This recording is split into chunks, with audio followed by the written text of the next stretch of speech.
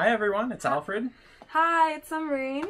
Yeah, welcome to our live stream. Thank you for joining. This is episode 102, and in this episode we're going to be going over our Matrix how to set it up, some examples, some live code, as well as interviewing Sean and Connor Miller from the YouTube channel Raising Awesome.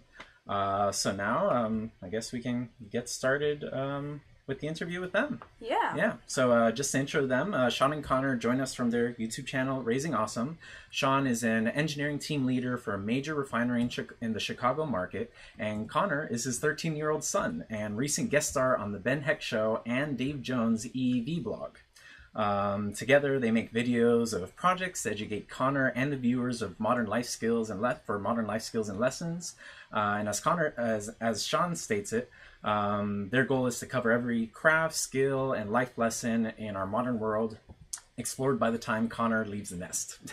So yeah, here they are. Yeah. Hi, Sean. Hi, Connor. How are you doing? I'm good. Great. Doing well. Awesome. Yeah. So, we had that introduction, which is, great. Sean and Connor have done some great things. You should definitely check out their YouTube channel. But we'll start off with a couple of questions. When did you first start your YouTube channel, Raising Awesome, and what inspired you to start it? I guess it was about 4, maybe 5 years ago. It started because when he was much younger there, around 9, we would do what was called 8 at 8. And what that meant was no matter how busy that my day got, we would take 8 minutes. I know it sounds like horrible parenting, but at least 8 minutes to introduce him to something new, whether it be playing chess or trying to strum a guitar or something like that. And every time we do that, 8 minutes would usually turn into 30 minutes or longer, of course. But then a bridge got hit by a train on my way to work and made me have to drive an hour to work, where I used to drive for 10 minutes a day. And in that long traffic, it made me realize that it'd be kind of cool with YouTube really evolving. I thought it'd be kind of cool if we just filmed our lessons, our life lessons, and the things we did, whether it's soldering or making a PCB or whatever. Let's just film it and then see where it goes from there. And then from there, it's evolved into more. It's really more of a parenting channel to chronicle his development up through till when he launches from the nest. Nice. Wow, that's great. And then in a lot of your videos, you begin with a principle containing a really valuable life lesson. So where do you get the ideas for the principles, and what made you start doing that specifically? That really right off the bat, usually when we had a worthy video, it would there was a life experience that led me to want to bestow something to him. And so usually, of course, we're always doing maker projects. There's going to be some type of soldering involved and things like that. But for whatever reason, there's always a way to pair up a life lesson in that. So the principles usually are twist on things that are familiar, that you've heard for 1,000 years, but they're just twisted more for the millennial and whatever generation they call him. I think it's Gen I these days. Yeah, or Gen Z. Yeah. Yeah. Great. And then Connor, a question for you. By doing this project, you're gaining some really amazing experience in problem solving, engineering, programming, and soldering, just in a lot of things. So what's your favorite part of doing all these projects, and what do you see yourself doing in the future? Well, I'd have to say my favorite part of the projects has to be just the end result. It's always neat to see something that's been on for weeks at a time just finally come together. Yeah. It's funny, they're 5-minute videos, but as you know from making, usually 5-minute videos took a month. Yeah, for sure. Yeah. And then what do you want to do in the future, Connor? Well, it's a tough question for everybody. For sure. Yeah. The main goal is that he get experiences and we don't bias. It'd be real easy for me to bias him towards engineering. I don't think that'd be really fair, because there's a lot out there.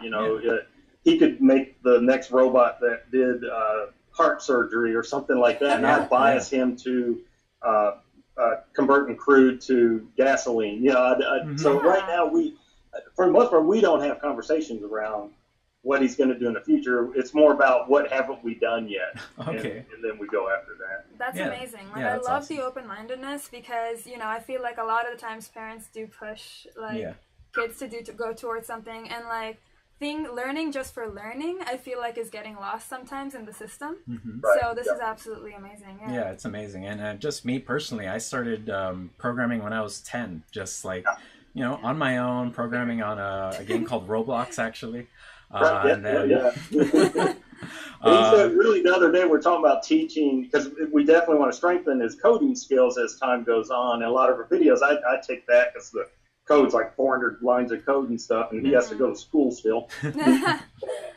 But we were talking about what's the closest to Java or JavaScript, and he said, well, Roblox, pretty much, you know, that one gets me Yeah. in there. You know? Yeah, no, and Roblox was amazing. Great I mean, start. Yeah. yeah, that's what started me out, and now I'm at Matrix Labs, and things are going really great. So you for sure have a promising future, Connor, in whatever you want to do.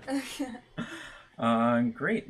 So now we want to go into a little more of like your appearance on the Ben Heck Show, and just to give our viewers context, Sean and Connor built this grandfather clock, which you can see in the background of their video, and they showed it on the Ben Heck Show, and they got help from Ben Heck, and so now we'll play a little 1-minute clip from that Ben Heck Show video. All right, let's go over to over. that. So it's just like a little 1-minute clip. Pieces just for a- the clock face itself. On the inside, we got all the linear actuators hooked up. The matrix is all ready, coded, and it's ready to go. So we're going to give a demonstration.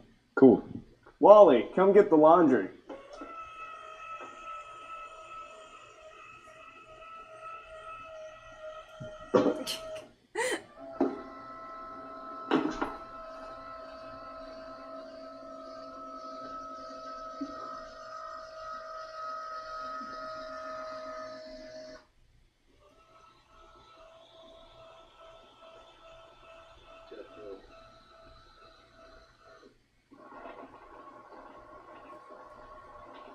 Okay, that's great. We've got the crane down. We got to All right. put some. We'll stop it there, but we'd love to hear more about it from you all.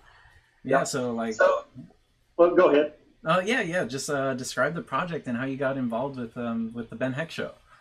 So the Ben Heck Show, behind the scenes of that is at the Element 14 community, which I believe is tied to Farnell or something like that. Yeah, Premiere for now. I know they sell the Matrix. Yeah. We actually partnered with them. They're the ones who manufacture our boards. Yeah, okay. So I was part of the Element 14 community for a pretty good while, and we would enter in the contest, and some of our videos are actually a chronicle video of the build we were doing for the contest. Okay. And so the producers, when Ben Heck said, "Hey, I've had enough for 8 years," he did the Seinfeld thing. I'm getting out. Producers put out there, a Hack Like Heck challenge, and so that's how we got to a conversation with them. And they said, "Hey, can you come up to? They're only 5 hours away north from here," and it sounded like a fun opportunity. It was in the middle of summer, so we jumped on it.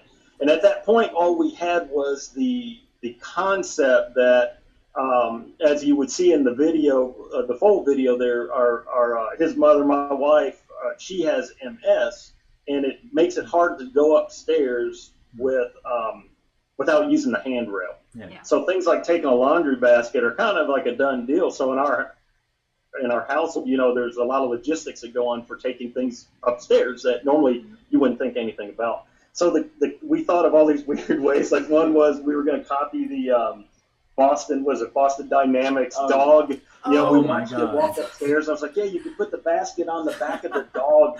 And so all those came in there. But then at work, it's always a boom with a crane moving things. And so I couldn't help but think, it'd be so much simpler if we could just have a crane that would take things up for us, but at the same time, it couldn't look ugly and obtrusive and just scream out, "Hey, we got a logistics problem in our family." And so that's where the idea of the clock. So we just Googled the Amazon to find clocks that were big, and we found a shape we liked. And we threw it in Autodesk Fusion and went from there. We're able to make the wooden structure and everything.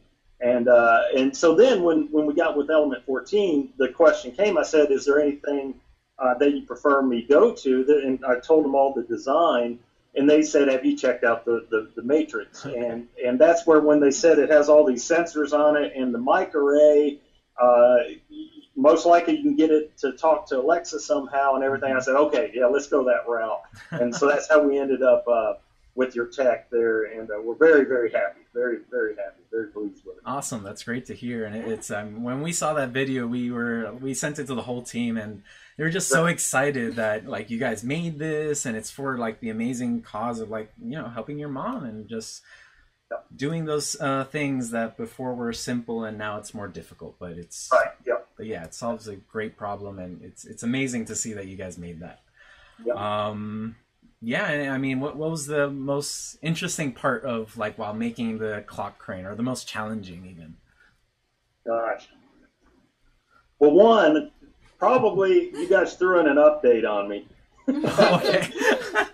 Yeah, over the summer we were doing a lot of updates. Like 2 days before we filmed there an update release, God. But it actually didn't have anything to do with the Matrix code. You do the sudo update, get and all that stuff.